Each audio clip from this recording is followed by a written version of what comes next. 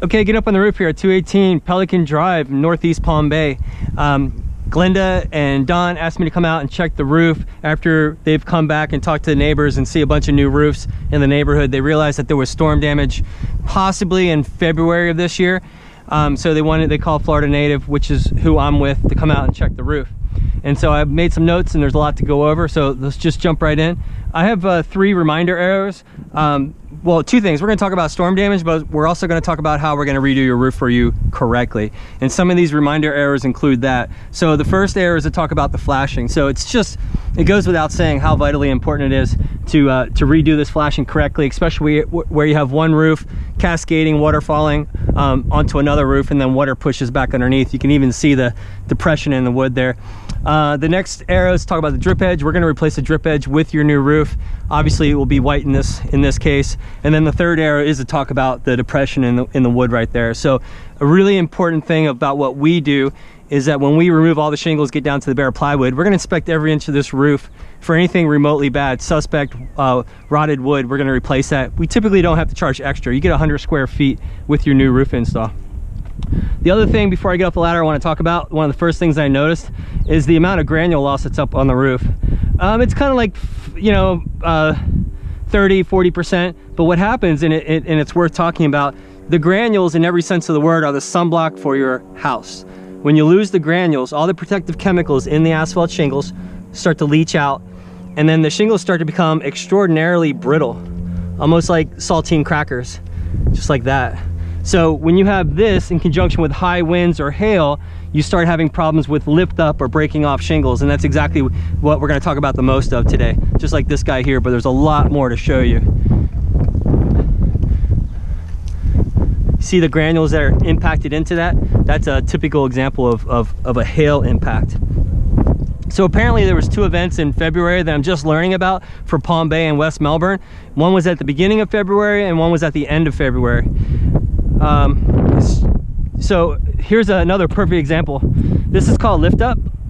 So when you lose this connected bond between the back of the shingle and the roof itself, it's not going to sit back down. It's just going to keep flopping around until it eventually breaks off. And I'm going to show you more advanced symptoms to that effect. And then you start getting water up underneath, rusty nails, and then water could potentially get down into the felt paper and then the wood underneath. Textbook example of hail. I can see the granules punch down into the mark there, same as there. Okay, so it goes without saying that I'm not the insurance adjuster. I don't have to go around and mark every little hail mark on the roof or every shingle that's lifted up or broken.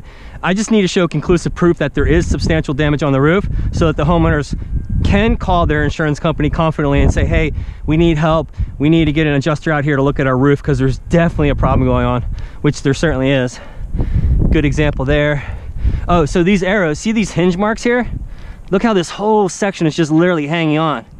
Okay, so again, combination of the drying out shingles and loss of that bond, these guys are going to break off. There's a nail pop I didn't see before.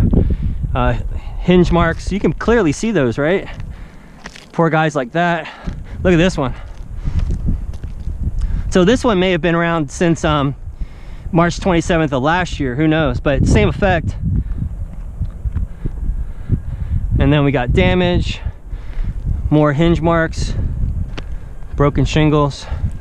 I think you get the point about the lift up, impact, lift up in a diagonal pattern. Look at this area here. Not enough time to show you everyone. I'll start trying to move faster, but this is really dramatic. Here, as well as here. All right, so those poor guys are only hanging on by a thread. Got some damage, lifted up shingles. Can you see the impact mark on the back of that gooseneck vent? I put an arrow right above it. By the way, we're gonna reboot the power mast, reboot all the gooseneck vents, all the bathroom vents. You can see the splatter marks up on the gas hat there. Nail pop. Look, more hinge marks here. So we got lift up, and then we got hinge marks just flapping around. I took pictures of all this, so I'm going to import those into the email that the hedges can send to their insurance company, as well as the measurements for the roof, as well as our estimate too. I want you to know right up front how much our cost is to replace the roof. And then on the, I'm assuming the east side of the house, lifted up shingles. Yeah, look at that.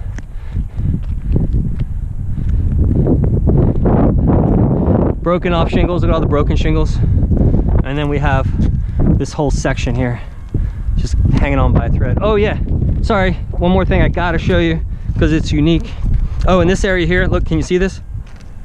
See how soft the wood is in this valley? So again, we're gonna, once we get all the shingles off, we're gonna inspect that, replace that as needed. And then it looks like this guy took some impacts. So that's tempered glass and that's broken. Impact there. I can't tell if there's another impact there or whether it just spider webbed out that way. So all this has to come off as well too. All right, last 20 seconds. Sorry for the long-winded video. Here's some more nail pops. All right, forgive my metal example here. We're gonna talk about shingles. But really it's not the top layer that's so important, it's all the layers underneath that are really, really important. So again, imagine this, we're gonna remove all the shingles, get down to the bare plywood roof. Anything remotely bad like this area, definitely underneath the solar panels. We already talked, there's some rotted wood over there. And then on the back there's some as well too. We're gonna replace any of the wood that's needed. One of the two big building code upgrades, the first one says place a new nail holding your plywood to your roof trusses every 6 inches. We go every 4 to 5 inches. We're gonna double, triple the number of nails holding your plywood to your roof trusses. And then the other really important feature is we're gonna cover every inch of this bare plywood roof with what's called waterproof barrier. That's what the insurance company calls it. You may have heard of peel and stick. We're gonna cover every inch of this roof with peel and stick. And then we're gonna put your, as a company, we only carry the Landmark Certainteed shingles. It's the thickest, heaviest shingle out there for the same price as the other ones. But this is why we've picked this shingle.